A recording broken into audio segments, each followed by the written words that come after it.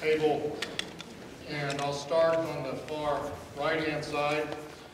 Janice Arnold-Jones is a 4-term member of the House of Representatives representing District 24, which is in the Albuquerque area. So thank you for coming down, Janice. We appreciate it. Next to her immediate left, is Pete Domenici Jr. He is an environmental lawyer in Albuquerque and has been practicing law, I think, as long as I have. So welcome, Pete. Thanks for coming down.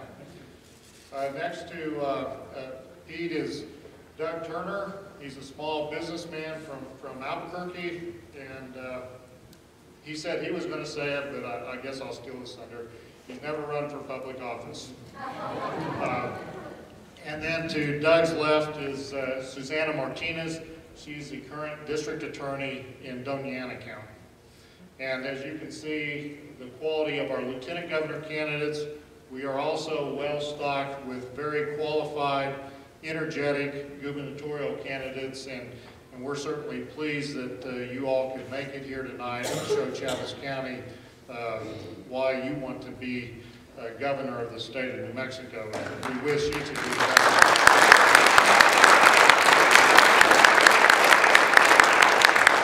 For those of you that may have come in later, our format is we have 5 questions that the audience, members of the audience have come up with. I don't even know what the questions say. And they have given a time period in which these questions should be answered, and we will take turns. The first question, we are going to start with Janice Arnold-Jones, and then go to Susana, then Alan, if somebody wants to speak for Alan, and then Doug, and then Pete. And then the next question, it'll go Pete first, and then to Janice, and keep rotating the same way. And then after we finish those 5 questions, we'll have 5 bullet questions that'll be short order. And because we are running fairly well on time, I will give them 3 minutes to do a closing instead of the 2 minutes that we had scheduled.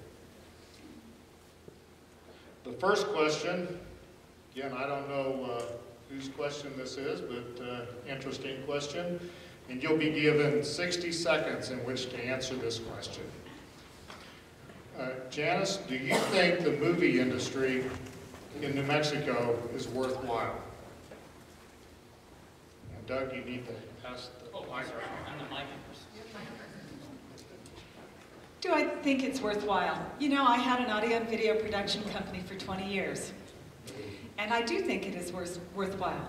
However, I believe that the film credits, actually, let me rephrase that, the credit against expenses is totally unreasonable. It is not an appropriate use of tax policy, and not to put a fine point on it, but it is not a credit, it is a cash rebate. A credit against expenses is paid when the receipts are presented. And I would offer that any of you who have a small business in here are certainly entitled to an equivalent type of treatment. That is a foolish program. But there are other problems with the program, not the least of which is the current loan program. Right now, you can get a $15 million loan for a film. Many of them have never been produced. The film producers out of state put it in the bank. 3 years later, they turned the money back over to the state. Worse than that, it was at the end. I had more stories to tell. I do support the movie industry. However, I do also support that we should reduce the benefits that they are receiving at this time and make it fair for all small businesses. We are not being fair to those who are in our community and our small businesses. We are catering to the larger companies that are coming into our state, and we need to be fair across the board. We need to revise our tax system to make sure that we are encouraging people to come to New Mexico because of how much we have to offer, and not just to the film industry, which at the end of the day, someone is offered a really big job to leave the state. And instead, it's for every one of us, so that we bring small businesses, create jobs, and that the government isn't in the way making decisions that aren't favorable to all people who want to work in our state. I think the jury's out on whether we're actually making money on the film industry or not. And if we're not, then we need to scrap the programs that we've got. However, that remains to be seen. There are conflicting studies. I do believe, however, that one of the big problems is every time a movie gets made, all these people come in from out of state, and then every time the movie's finished, they leave. And there have been attempts to close some of those loopholes and require those vehicles and all those crews and equipment to be based in New Mexico. And the legislature has tried to do that and has not succeeded yet. So I think we need to work on that. The other thing is other industries in the state deserve the same kind of treatment that the film industry is getting. Small businesses especially are very difficult. People put their own skin in the game to try and start small businesses. They ought to get the same kind of treatment that the large enterprises and certainly the film industry in New Mexico gets.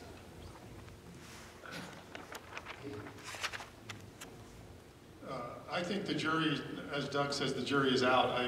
Where I work in Albuquerque, many movies are stationed, and well, there's a lot of Albuquerque film production takes place there. So I see the trucks come, and good evening, Alan, and I see the trucks go. Maybe I'll stop. Wait, do you want to come back? We were going to rotate answering questions on your behalf. How are you?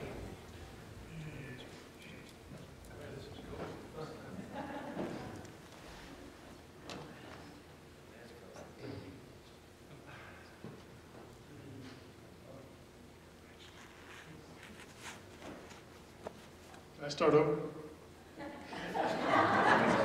We'll give you 30 seconds. Okay. So I've seen these film trucks come and go. I've also seen the effort to develop film professionals in Albuquerque and crews and sets and other aspects of the movie industry throughout the state.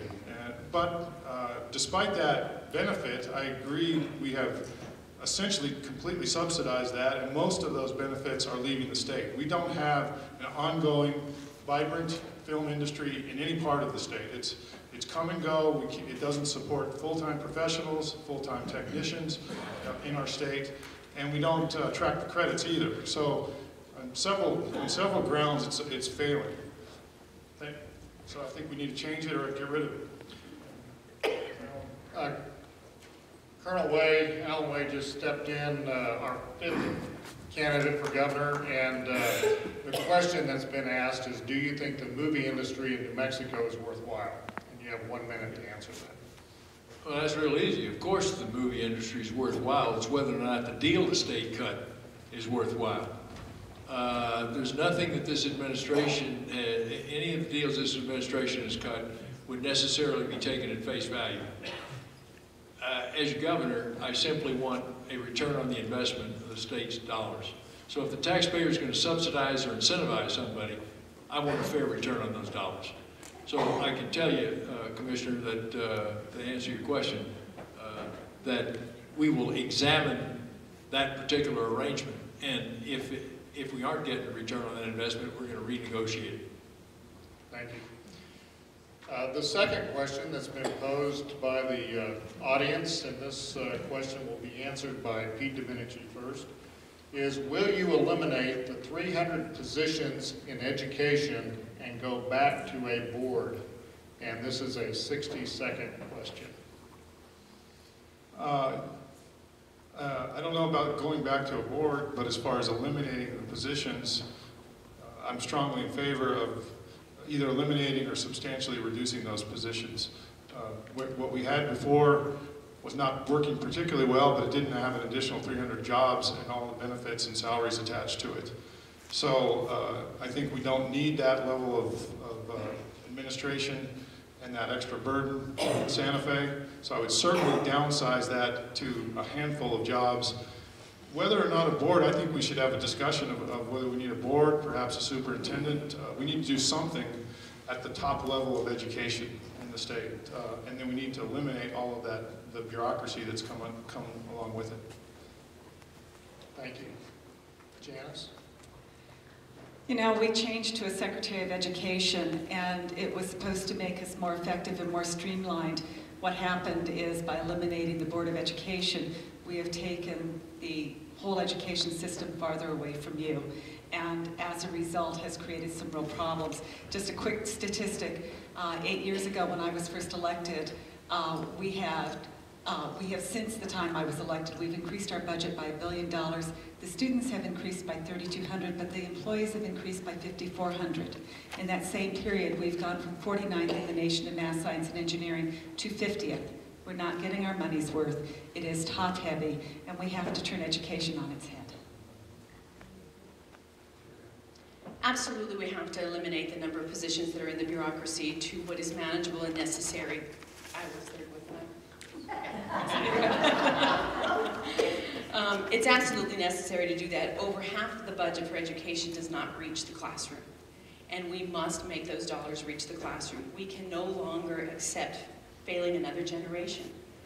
We have over 45% of our kids are not graduating in a 4-year period.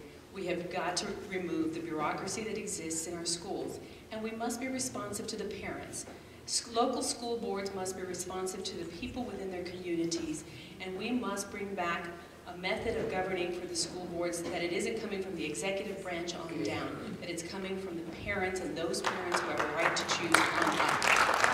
That's what we need to return, is the children need to be away from failing schools, and the parents need to make those decisions for their children.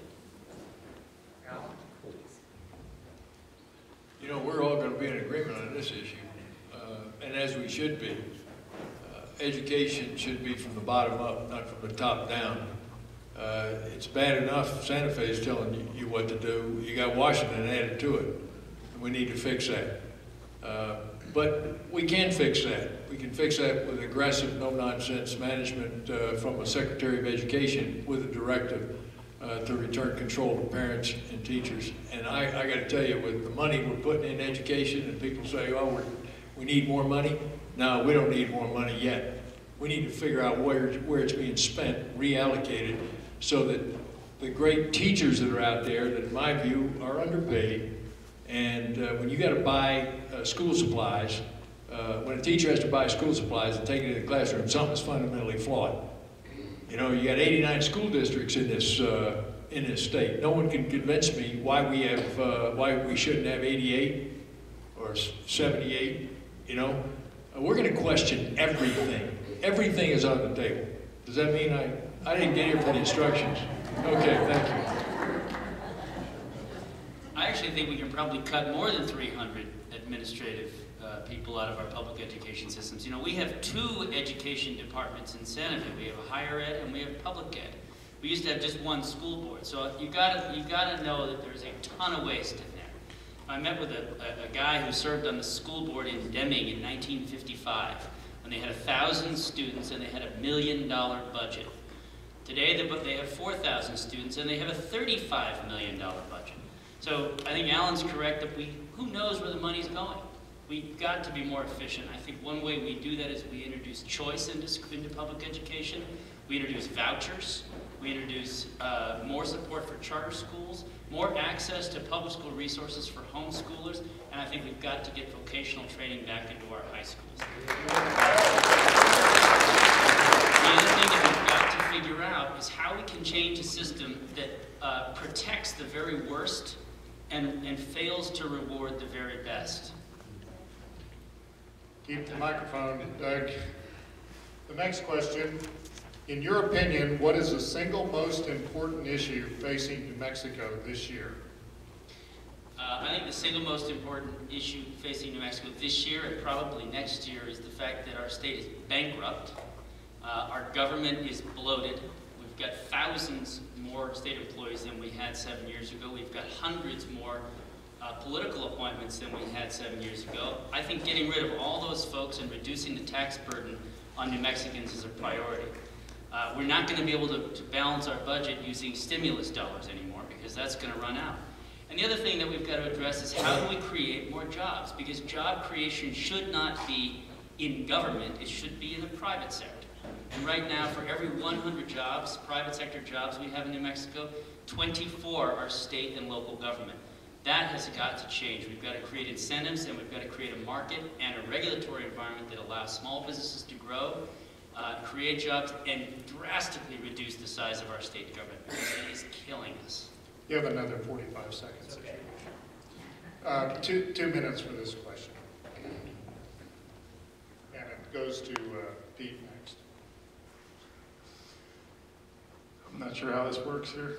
Okay, as far as that. The most important issue, that was the question, right? The most important issue is how do we fix the mess we have in Santa Fe and become business friendly at the same time? Because that's the way we're going to move forward next year, the next administration. We're going to be cleaning up and finding out about problems that have been left behind, taking care of them, and we can't afford to do that on its own. We have to, at the same time, put in place a program that will move the state forward. And in my view, that program is to become a business-friendly state, to be viewed by states around us, businesses around us, by our own citizens and our own communities, and our business community, but I'm talking about our cities and towns and counties as a business-friendly state. If we can accomplish that, the jobs will come along with that. If we don't accomplish that, we will be chasing jobs like this last administration did, going on high-risk ventures, like the film program we just talked about, the venture capital program that's been a failure, other programs this administration did. But if contrary to that, if we become business-friendly, if we hold ourselves out to businesses, if our agencies work with businesses, know the businesses they regulate, try to help them instead of be adversaries to them, if we can accomplish that, we can grow our economy, protect the jobs we have, increase jobs, and businesses will look at New Mexico instead of just skipping over New Mexico, which is where we are now, and moving on to Texas or moving somewhere else. We will become a magnet that people will look at and seriously consider, and our communities, large and small, counties like Chaves County, the counties around you in this region, all will benefit. Thank you. Thank you. Janice? Well, clearly the economy is the single most important issue.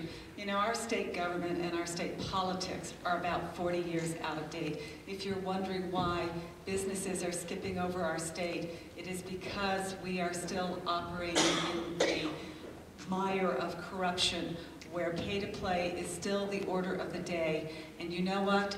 That type of business mentality makes it more expensive to do business in New Mexico than any other state. We have to change that.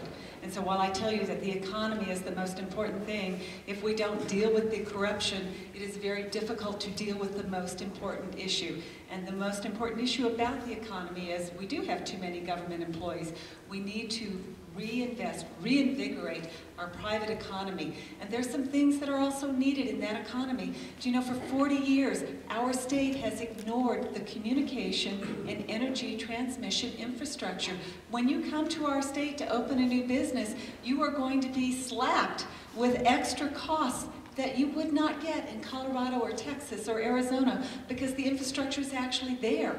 These are things that we have to do today because the only way out is if we build a private economy to help create sustainable revenue for the things that we choose are important to do by government. Single most important issue facing New Mexico is to root out the corruption that is part of the economic decisions that are made in our government, the regulatory decisions that are made that affect our businesses, the corrupt decision-making that affects our children and the educational process. If we do not root out corruption from all that governs New Mexicans, we become a state that is not predictable because the rules change in the middle of the game. And therefore, our business or businesses from other states don't want to come here, or the businesses that are here want to leave. We cannot permit any further for there to be corruption in any aspect of the government. The Pitt rule made certain individuals rich. It was not scientifically or environmentally based. It was not a decision that was necessary. We are about to be facing huge arguments in reference to the CO2 cap emission, which the country pushed back enormously. And instead, we, New New Mexico want to be #1 in destroying our economy? My question is, who are we making rich? It's not the New Mexicans, it's not the people who live here, it's not the people who want to come and work here. Predictability in our economy is extremely important. People want to know what the rules are. And if you have pay to play, then it depends who you're with, not what you bring to the table. It depends on what you're willing to pay, and not what you're willing to do to provide to Mexicans as far as jobs are concerned. So corruption is #1 in the removal of every aspect of our government. We must do that to become competitive with our surrounding states. We must make our tax system competitive so that when you go to Texas, you're free of capital gains taxes, you're free of income taxes, but we continue to tax New Mexicans because the size of our government has grown by over 50% in order to make a few people rich.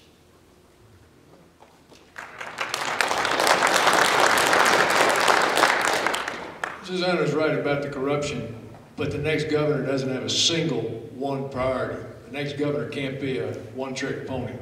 You got too many doggone things that we're in a hole so deep with a number of things going on that frankly we're going to have to tackle them all at the same time. And we haven't got a choice. We haven't got a choice. Corruption is going to get eliminated. Corruption is going to get eliminated. I'm your governor, it's sure going. And while we're doing that, we're going to have to tackle the problems with the economy. We got to put people back to work. And while we're doing that, we're going to have to tackle the problems in education. And by the way, while we're doing that, we've got to tackle the problems of public safety. And there'll be a series of other things. But the fact is, those are the signature issues at the top. And they've got to be done concurrently. They can't be done one after the other. Thank you.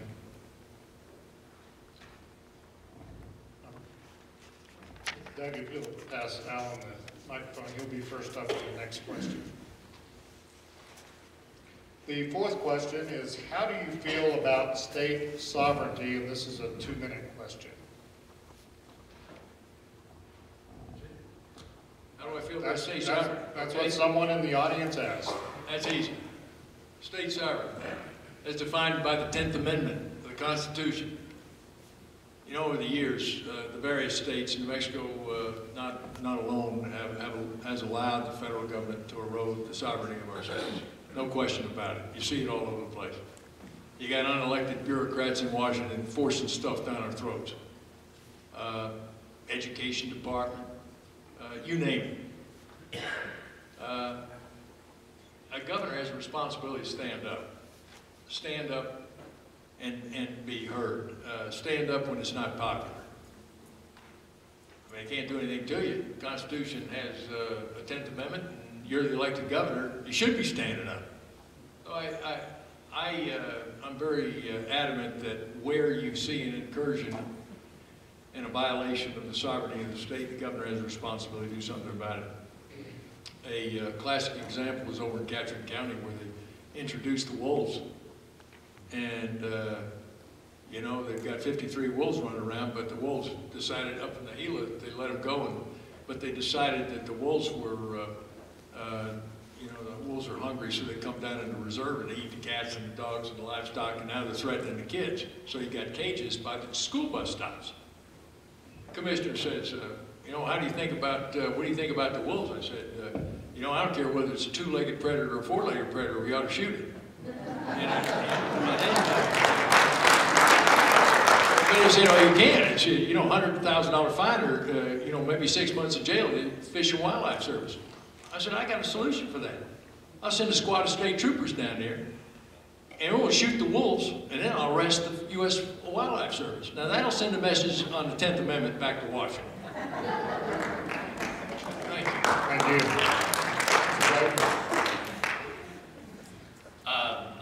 That's good. He's got some good one-liners.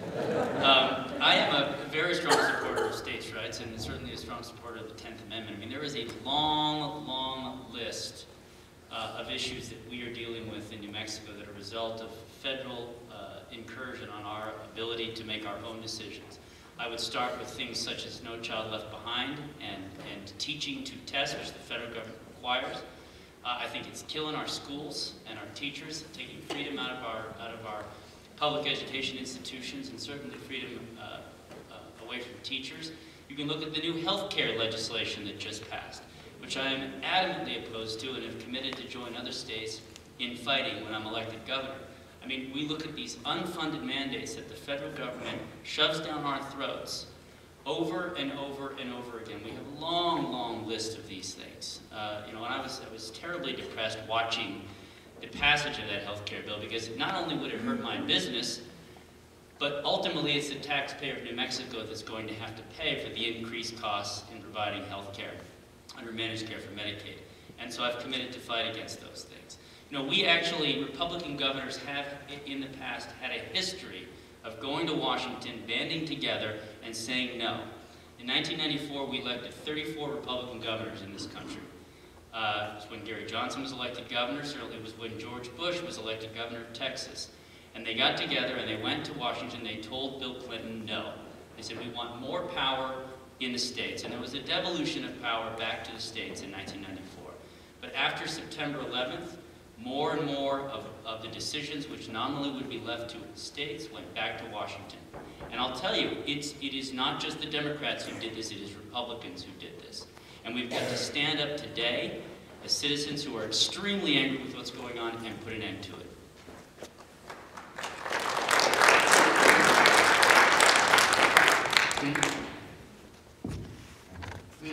The philosophy behind state sovereignty is that the U.S. Constitution granted the federal government limited rights only. And whatever was not granted specifically to the U.S. government was reserved to both the people and the states. And that's essentially what the 10th Amendment says. The philosophy behind that is people have to develop rules to govern themselves, and they typically put those in constitutions.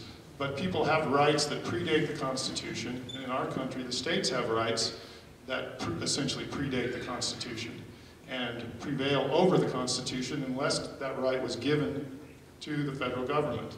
That fundamental principle has been eroded, and now it's having a rebirth, essentially because it's been taken to such an enormous extreme. And what underlies that, and why I would be a strong supporter of state sovereignty, is the federal government and other states are making decisions for our state.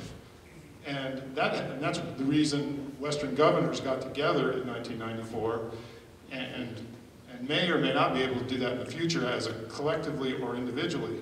But many states, and we see this all around New Mexico, many states send representatives to Congress. They think they know what's best for New Mexicans.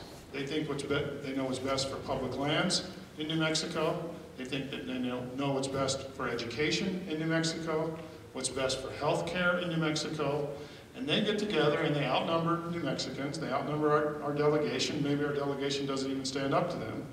And we are being told what to do in our state by other states. And not even states, just their congressional delegates from other states. So the principle behind this is when that occurs, the state stands up, brings up the 10th Amendment and enforces its rights. And I will do that as your governor. Thank you. I don't want to repeat what's already been said because they're all correct, but there is another side of this particular issue. Actually, two sides. And the first is, we have too much federal land in this state. That federal land is not on the tax rolls. Unfortunately, that federal land gives a toehold to Washington to tell us what to do. And you know, the mentality of Washington is, oh my goodness, if you go west, you have to keep everything pristine so that we can come visit. They don't live here. You know, the other part of this particular issue is what we do. You know, we have been held hostage in this state to the 3-to-1 match. Now let me explain. We have Medicare and Medicaid. Oh my goodness, we can't change anything because we put in $1 and they give us $3. And so we're going to do everything they tell us to do. I'm sorry. How do you know that $3 is a good deal? How do you know, since we've never tried anything else? I believe that a governor's role is to make sure you stand up first and foremost for the safety and security of your citizens. Secondly, that you make sure you have a sustainable food supply. The federal government is trying to take both away, and all you have to do is look at what they're doing to our farmers and ranchers, but also look at our border. Has your border been secured?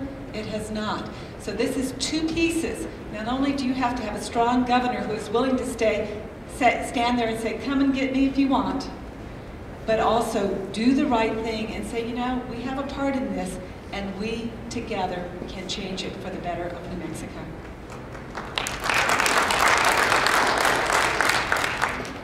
The wonderful thing that has been happening in the last year and a half has been that the Tea Party Patriots and the 9/12 groups have absolutely energized all Americans to stand up and insist on our states' rights, and insist that governing from the people on up is the only way that we will accept government.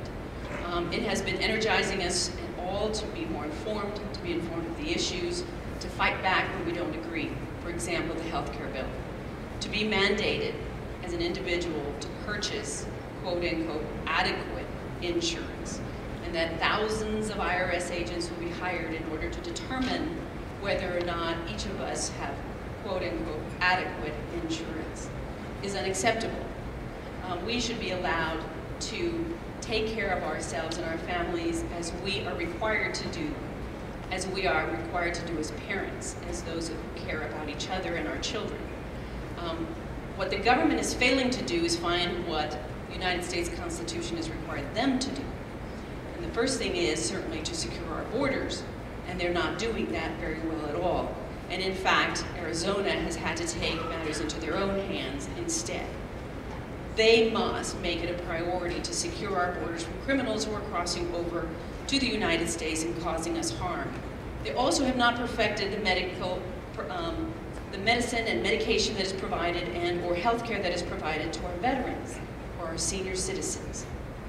When they perfect that, then maybe Americans are willing to hear anything else they have to suggest, but they have not perfected that which they provide for those who have given us the right to vote, those who have given us the right to not only to elect people into office, but also to elect people out of office who aren't listening to us anymore.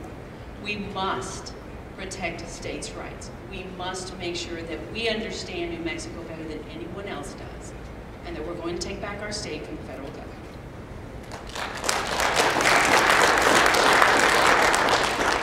Thank you. Our fifth question is also a 2-minute question.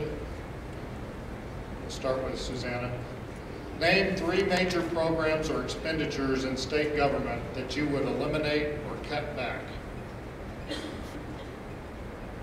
Well, the first one would probably be the film museum that doesn't exist, and there's an employee who may or may not go to work at that place. It's an exempt position. She, I think, receives over $100,000, and there's not a museum for her to go to. That would probably be one of the very first things that needs to be eliminated. Also would be many, if not more than 3/4 of the exempt positions that exist right now. There were 180 exempt positions that existed at the time Johnson left office. There are close to 500 exempt positions that exist right now. Those are political jobs. That's all they are. It is unnecessary. Our government is unnecessarily bloated. What we have done is we've grown government by over 50%, and our population has not grown over 50%. And therefore, those jobs are nothing but pay to play, favors, someone's son or daughter is receiving a job, benefits, and that is costing you and I. So those positions have got to be eliminated. Another program, let me think. I've got, well, there are one that we have to look at very closely is going to be the rail runner. The rail runner right now is draining us at $50 million a year. A year it is draining us at $50 million. We either make that work or we eliminate it, in the sense that we'll have to sell it to someone else. Now, who'll buy it? Who knows? But I will tell you, we are spending a ton of money, and it benefits only a few people within the state of New Mexico. It doesn't benefit us all. It was not assessed properly, economically, and the benefits to New Mexicans. Instead, it was something that was going to benefit a few, particularly our leadership, particularly Diane Dennis and Bill Richardson, not the people of New Mexico. We were not number one when that idea came about.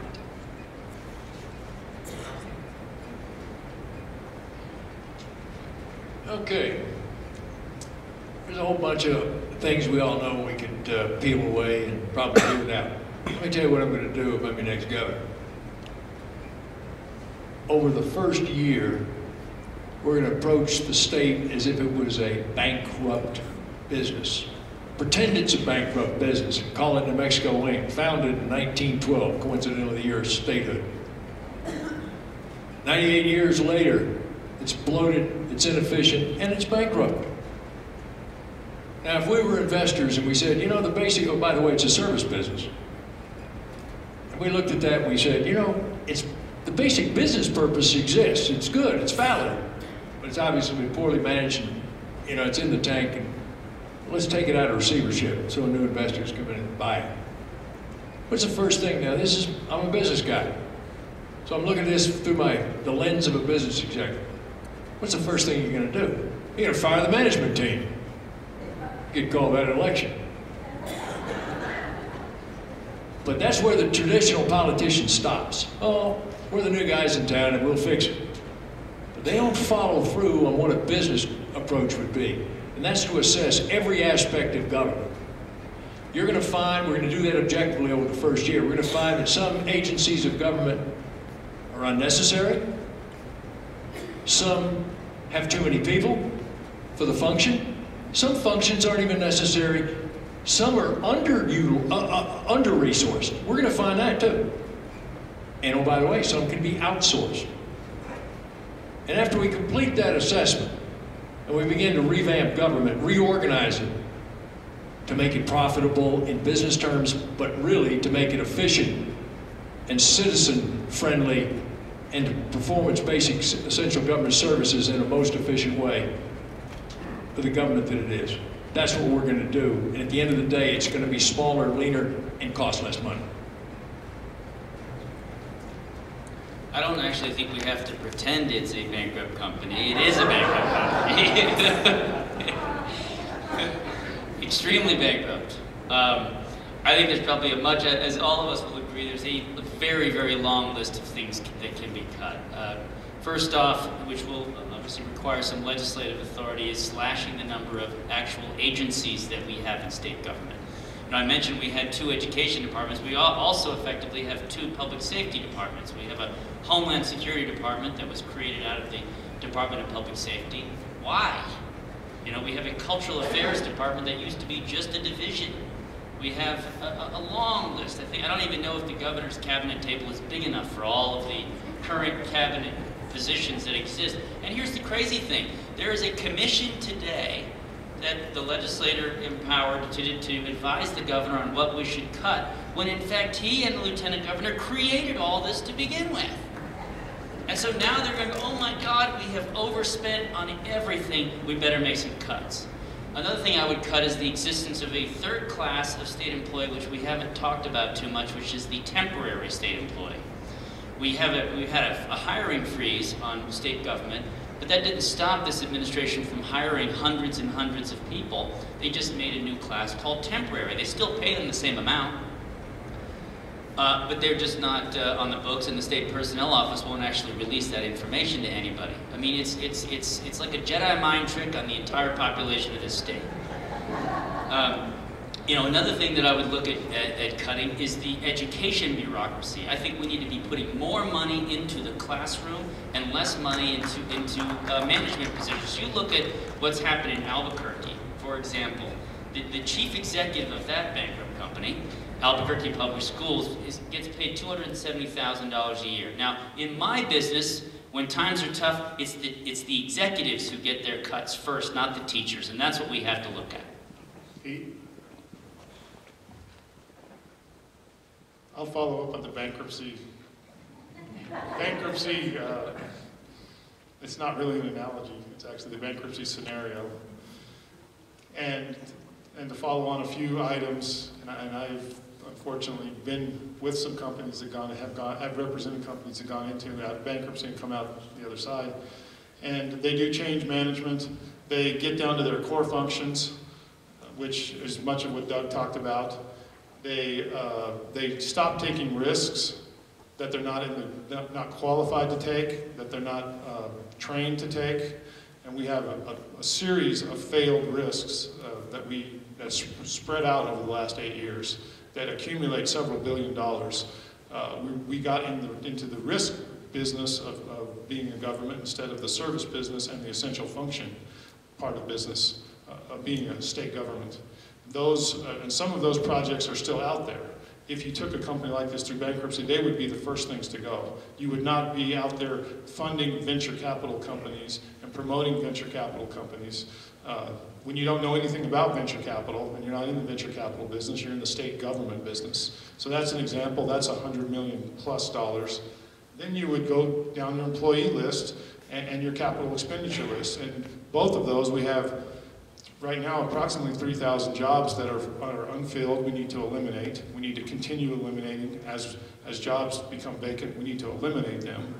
And then on your capital side, we have substantial dollars of capital expenditure, capital funds allocated that are unspent. Those would not survive a bankruptcy. Those obligations would be wiped out, and that money would be taken off the books as an obligation, and if there were actual money there, and there is for many of these, it would come back into the company for the essential functions that the company's going to have to serve. So that's how I would approach this issue also. Essential functions of state government. Thank you.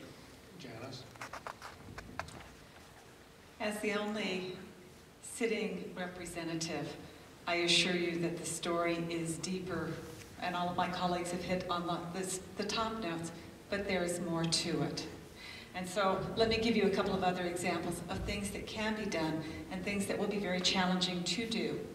We have a plethora, an explosion of observe and report commissions. They don't do anything but write a report once a year. It's really glossy. We can do without it. There are commissions that actually do work. There are actually 4,322 unfilled positions as of the special session. 3,000 of those actually were budgeted. They can go away. But as I tell you that, understand, when it comes to good management, the one agency that is stressed right now, that is Workforce Solutions, that's the agency that pays unemployment, it's missing 156 employees. How are we providing services to our citizens? You know, it's supposed to be agile management. But then there's more. We can actually eliminate 5 secretaries and their deputies right this minute.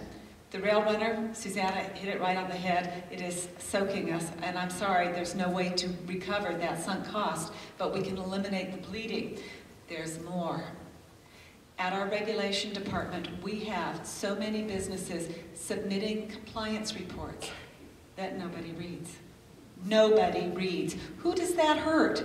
You know, we're paying for storage, and who does it hurt? It hurts businesses. If we cannot figure out a way to read that stuff, then we shouldn't do it. But there's more, and you've got to pull the covers back and know where to look. So let me give you an example at APS, Albuquerque Public Schools. You know, they have 83 exceptions on their audits, 3 years running. One of the problems is their CFO is required by state law to hire all their employees, and they make only $13. They're not qualified. Structural problem. Thank you. Keep the microphone. Oh, okay. You're first up. In 90 seconds, would you tell us why you are the one candidate that can defeat Diane Dinish for the governor race? Absolutely.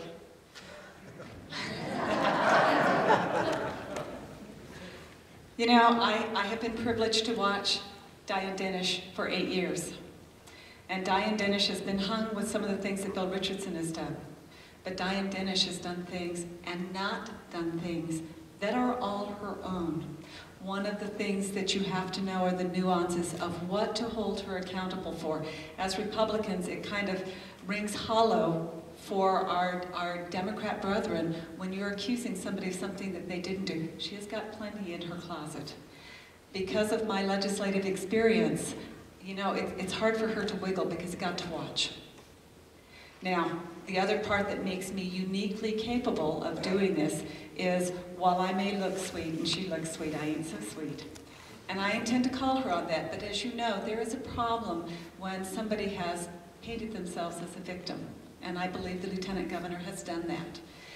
But there are a few other things that we can do. And one of the real benefits that I bring to this office is, because I am a Navy wife, I've been all over the world. I have a really diverse business background to bring to state government. You know, we are a big state government with many different issues to solve. And one of those things is having different business experiences. The Lieutenant Governor, in case you're not sure, has a very limited business experience.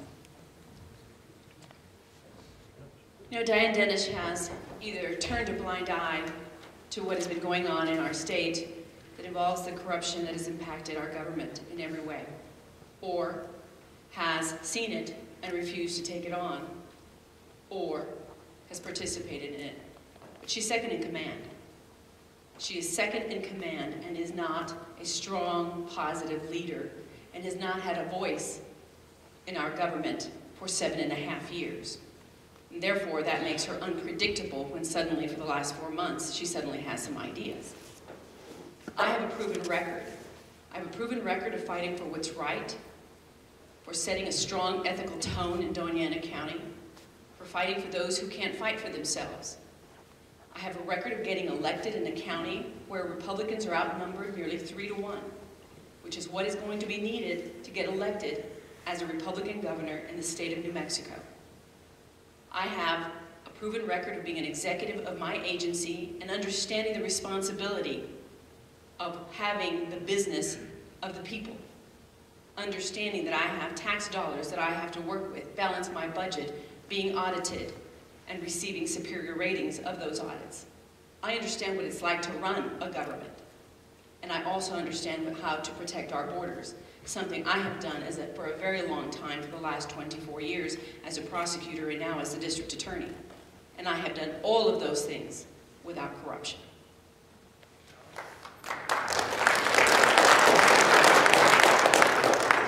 Let me just, at the risk of being criticized, let me just say that several of us up here could beat Diane Dennis.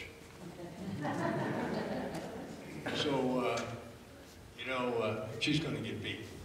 I like to tell a story. I said, you know, Diane Dennis, in fact, I don't think any of us would be sitting up here if Diane Dennis done one thing. Well, actually 2 things. But the first thing, a couple of years back, she'd have gotten in a car, driven down to Albuquerque from Santa Fe, and gone in to see the United States Attorney and become a confidential informant. And if she'd done that, which in so doing she would have upheld her oath of office, she'd probably been elected by acclamation this fall. But she didn't do that, ladies and gentlemen. And she didn't uphold her oath of office. And I take that seriously, because I've taken an oath of office to uphold the Constitution of the United States on more than one occasion. And I've bled for the Constitution. I intend to run against her, and I intend to beat her. Thank you.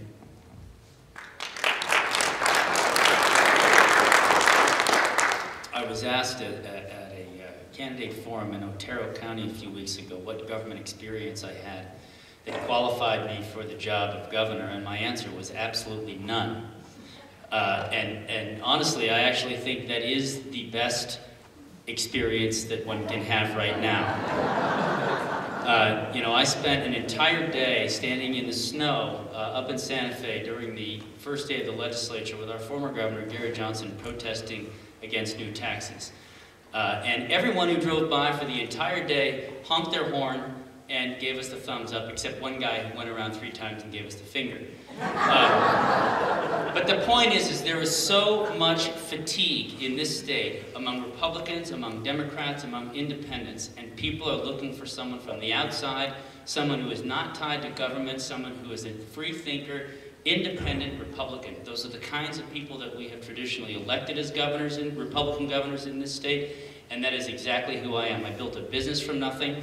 I make a payroll every 2 weeks, and when times are tough, I managed to do more with less in my company, and that's the kind of person we need in Santa Fe. We need someone who doesn't need the job, and someone who's not going up to make friends. We probably need someone who's going up to Santa Fe to make a lot of enemies, and I commit to you that I will do that.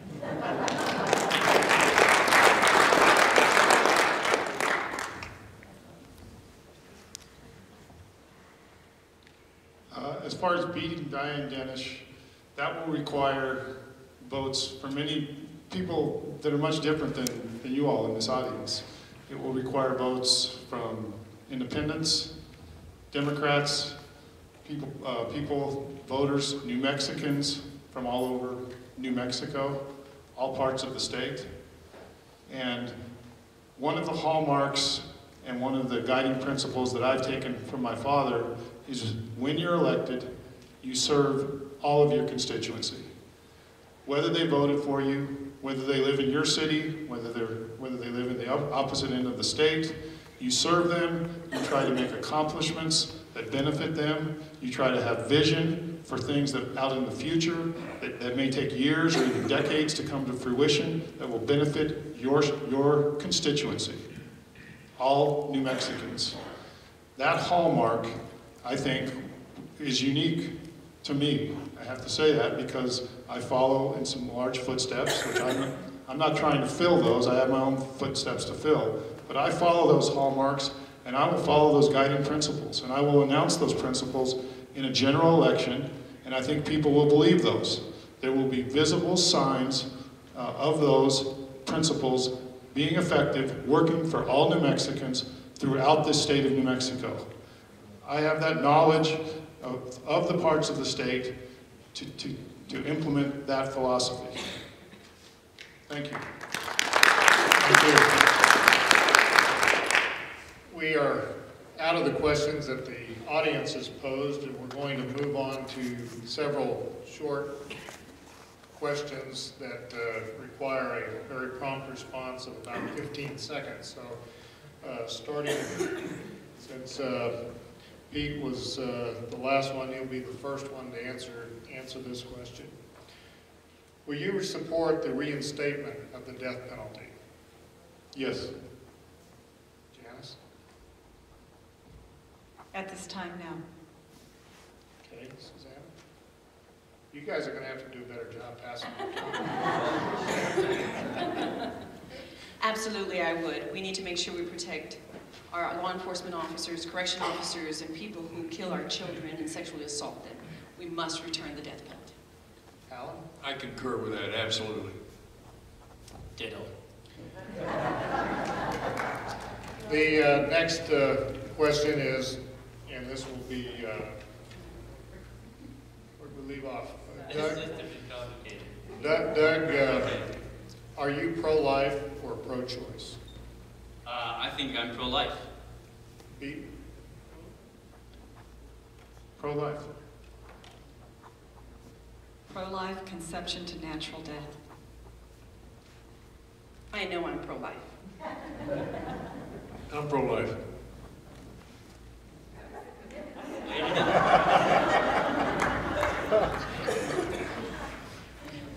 You guys are going to have to share. Alan, do you support gun control legislation? Absolutely. I pack a rod in my truck. Gun control legislation. Do you support gun control legislation? Oh, is that what the question? Absolutely not. I thought you might have a different answer. Doug? Oh, no. Sorry. Is it you? It's Pete. I wasn't confused about pro-life, I was confused about the question and the format of here, just to clarify that. And the answer to this question is no. All right, just for levity, not only no, but the reason that you have the right to bear arms is to defend yourself against your own government. Don't forget.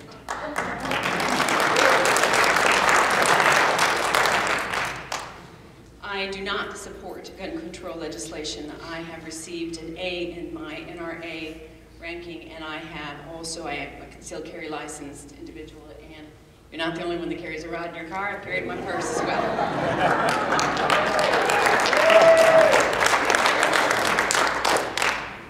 Susanna, will you raise taxes to address the budget deficit? Absolutely not. It is the last answer to this problem. We must reduce first the size of government at the very same time as reducing the regulations that are strangling our economy. And we must reduce the taxes on the burden of our people. No taxes. There's plenty of money out there, folks. They're just squandering it, wasting it. We go find it and lower the tax burden on the people of this state. No. No tax increase, let's build our economy. I sit on the tax committee, so I know something about this, and here's goes. No new taxes, but our tax policy should be low, broad, fair, equitable, easy to administer, and easy to understand.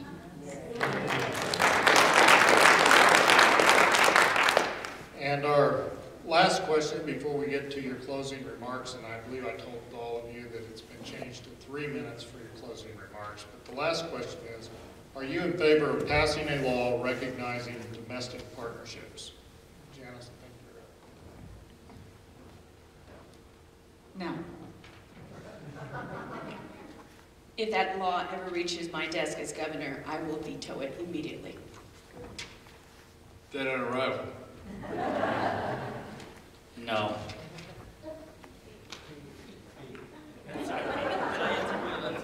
He did, he answered for me. Same. And now for the closing, and since we do have about 15 minutes before some of you have to leave and get back to the airport, we'll give you 3 minutes, and we'll start at the far end of the table and work our way toward the podium. So Janice, would you provide your closing? It has been a privilege to be here. Is there some reason that we've put this right here? Oh, I'm sorry, thank you, thank you. It's been a privilege to be here, and one of the things that makes me very unique is that I have been on the front lines.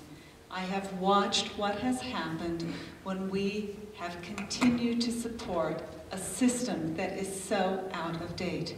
Not only a government that is operating in a manner that is out of date, and I'll just ask any of you to raise your hands. How many of you spent more than an hour and a half to get your driver's license at MVD?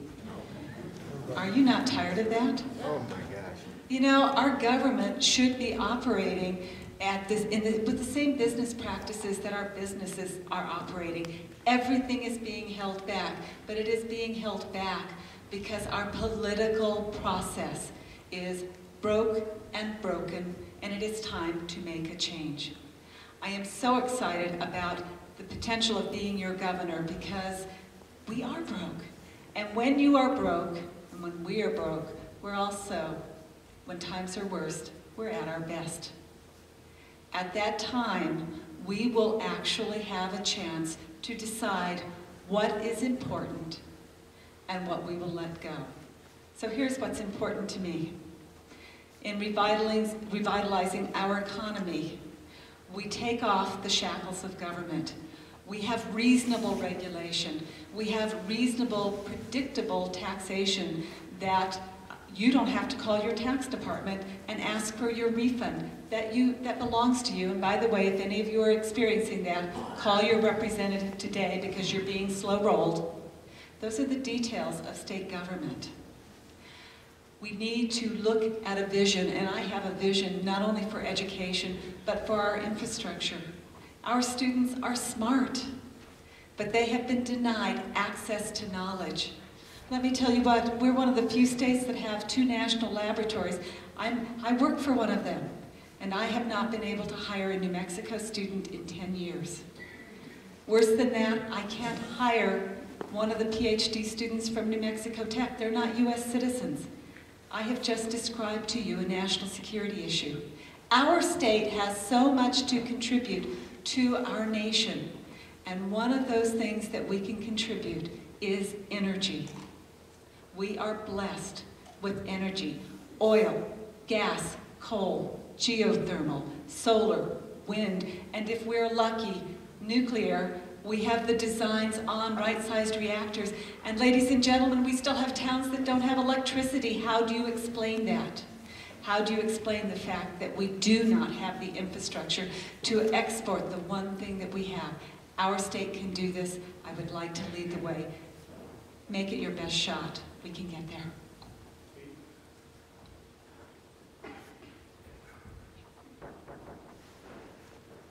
Let me start out by talking a little about my qualifications, since we didn't give an initial introduction. So I'm a native New Mexican. I've raised 4 children in New Mexico. 3 of them are college graduates. 2 of them are in California and probably won't make it back because they're overqualified for New Mexico. One's a 24-year-old PhD candidate. And they all 3 went through public school system in Albuquerque. I have a 10-year-old daughter who goes to my neighborhood public school. I've practiced law for 25 years throughout the state of New Mexico. I've owned my own practice for 20 years. I have a group of 5 lawyers. We do major cases throughout the state of New Mexico. And I know that I am familiar with the community when I have done so much work there, I can't remember it. And Chaves County qualifies for that. So I've been to Chaves County for serious, important, critical matters time and time and time again. That has allowed me to understand your county, your neighboring counties, and counties all throughout the state of New Mexico.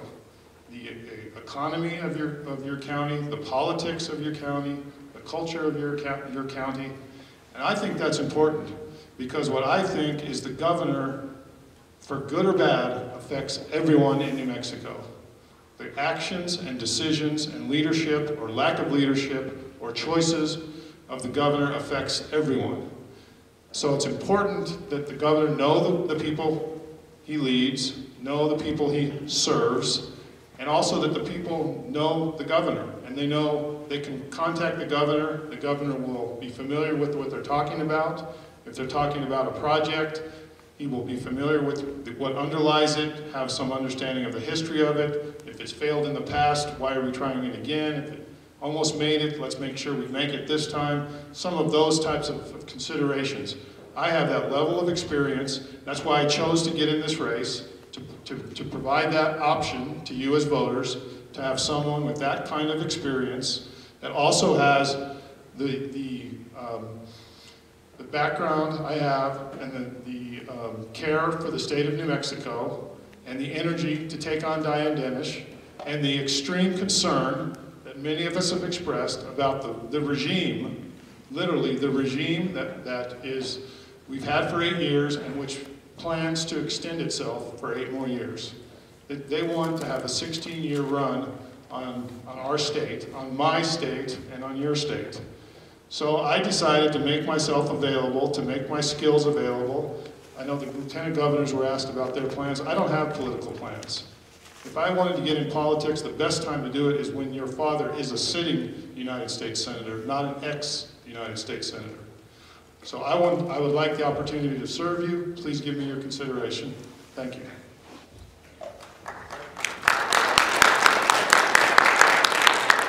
I'm just curious, how many of you sit in front of Fox News and talk to the television? It's remarkable that when I ask that question that most people in the audience actually answer the question, and I'm one of those people. Sometimes I actually talk to the newspaper, which probably makes me look even crazier.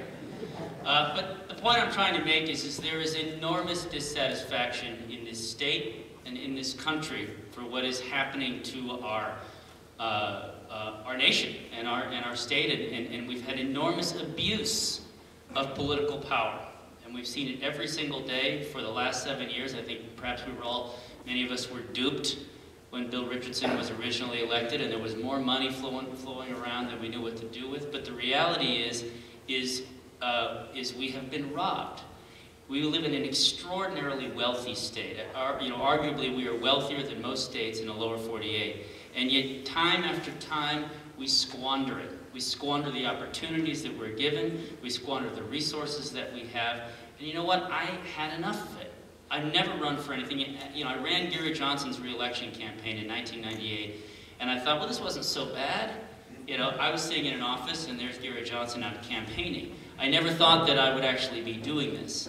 But because I'm one of those people who sits around and screams at the television, I decided I ought to do something. And I decided that the kind of person to make the changes that are needed in this state is the kind of person who doesn't need this job.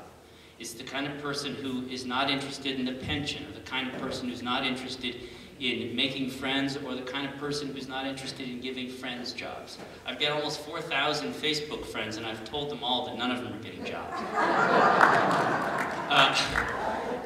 But we have real problems here, and I firmly believe that New Mexico is the kind of place, and every government is an institution that can and should be run like a business. And that's what I've done for my entire life. I've been an entrepreneur. I've hired people. I've fired people. I've been sued, not by you, but by other people. And I've sued other people. But that's life in business. And that's the kind of approach we need in state government. I believe that there are lots of things that are possible. I believe we can educate our kids without raising taxes. I believe we can have merit pay in public schools. I believe we can be competitive to Texas. I believe we can support small businesses in this state and grow our economy rather than raising taxes on all of us who work to support an ever-increasing government. I believe all of these things are possible. Ronald Reagan said that much is asked of those who are chosen to lead. But he also said that much more is asked of those who are doing the choosing. And that's what all of you are doing. And that's what all of us are asking you to do. And so I would suggest to you, as you go to the polls, look for people who've taken action in their lives and who are prepared to take action in state government. And I respectfully request your vote. And God bless you all.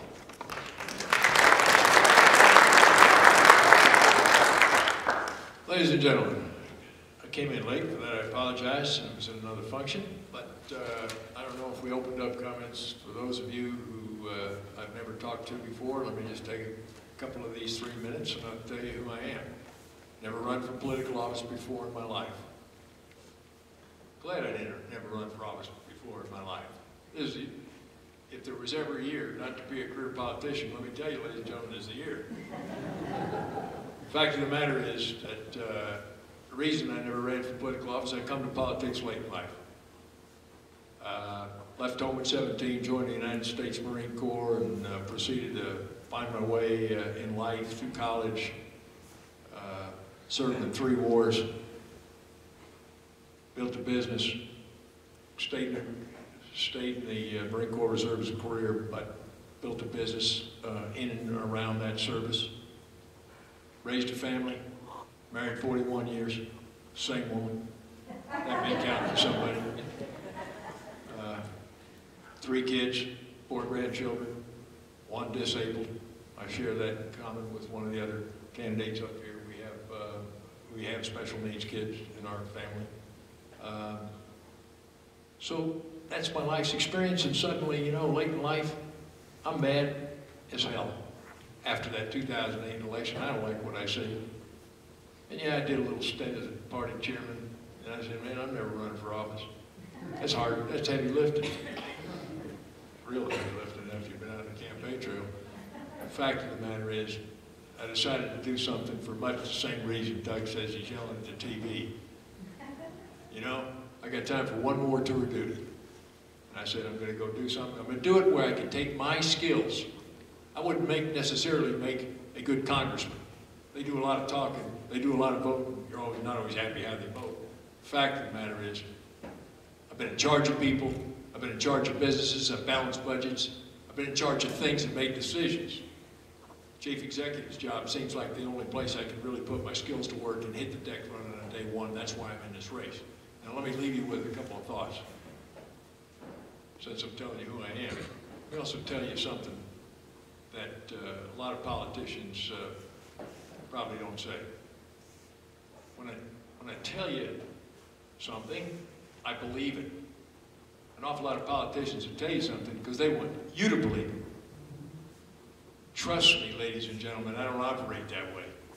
When I tell you, now you don't have to agree with me, and I respectfully understand that because I don't agree with my wife all the time. But I believe it. Now if I tell you I'm going to do something, I'm going to do it. And if I give you my word's my bond. It always has been. I'm not going to end just because I got elected to governor of New Mexico. Thank you. And I appreciate your vote. You like what you heard.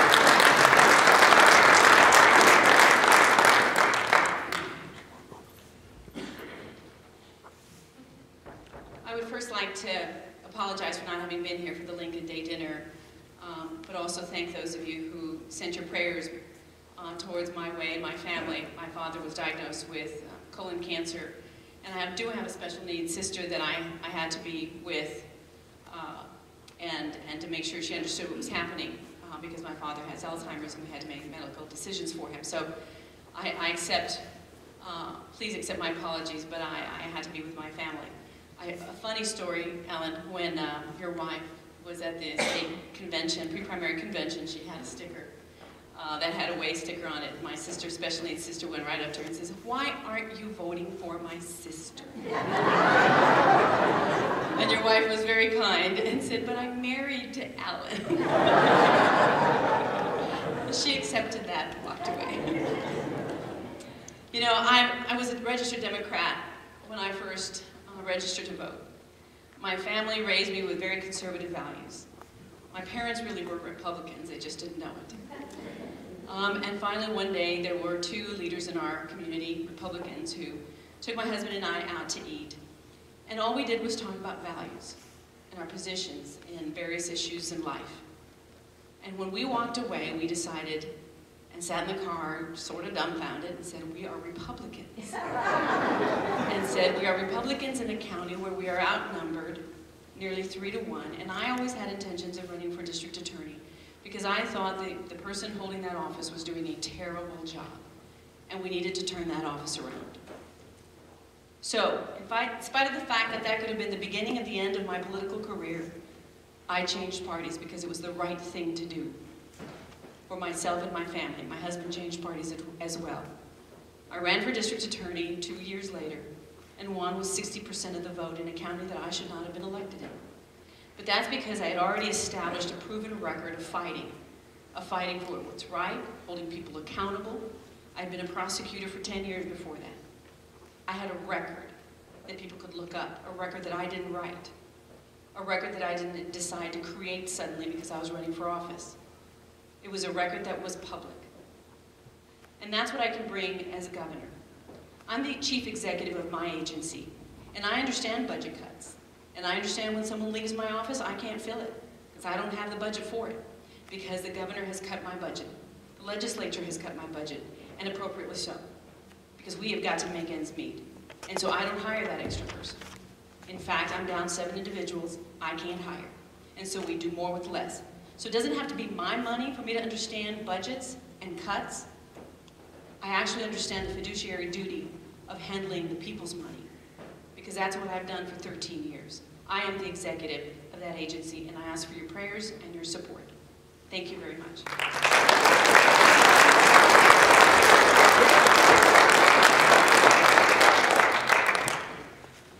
I'm not sure they made it any easier on the voters in Chaves County.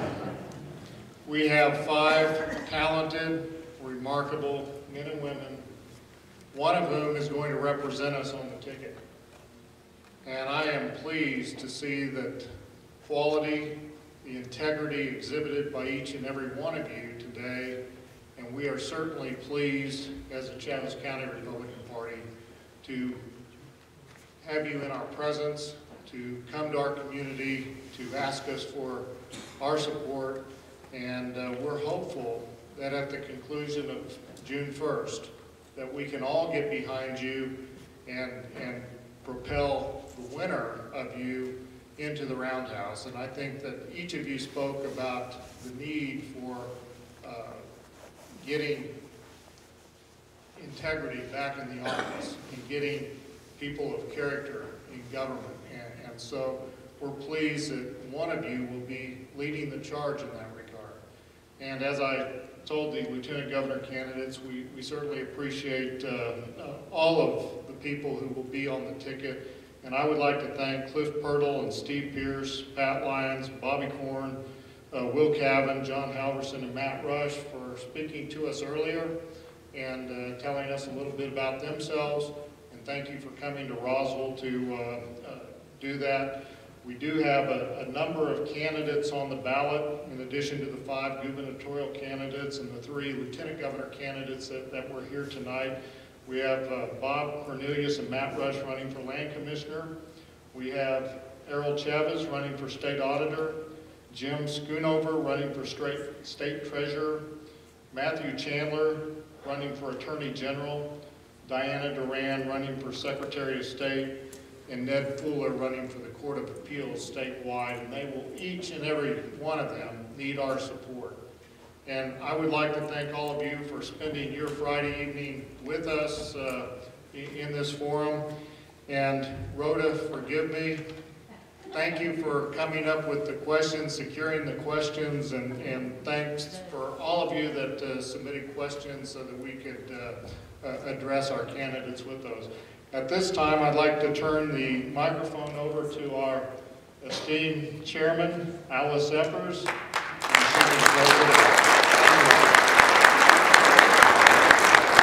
Thank you. You didn't turn me down and you didn't disappoint me. But I have an idea, and I think the time has come to make New Mexico with 5 governors and 3 lieutenant governors. All of you are absolutely awesome. You've made our job. And I just wish there was some way we could elect all of you. But thank you for coming. Thank all of you for making this happen, for bringing the food, and good night, drive safely, and may God go with you.